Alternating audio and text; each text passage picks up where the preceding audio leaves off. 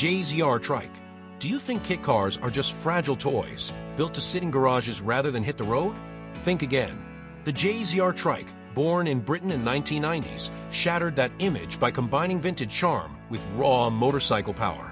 It wasn't just built to look like the classic Morgan three-wheelers of the 1930s. It was designed to feel like one, but with modern reliability.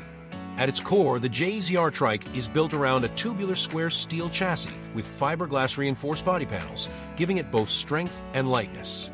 Buyers could choose two distinct styles: the barrel back, carrying a spare tire at the rear, or the rounded beetle back, both oozing nostalgia from a bygone era.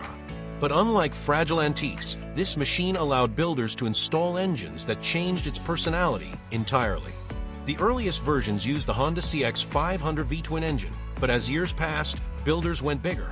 Honda ST 1100 V4S, Moto Guzzi 1000 V-twins, even Harley-Davidson power plants paired with Ford gearboxes.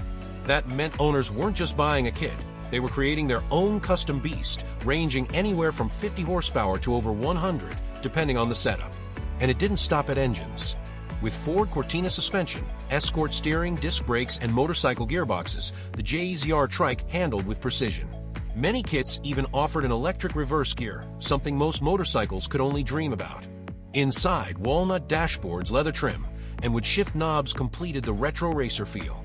By the late 1990s, more than 300 kits were built, each one unique, yet all sharing the same goal: to bring back the thrill of vintage motoring without the headaches of unreliable machinery.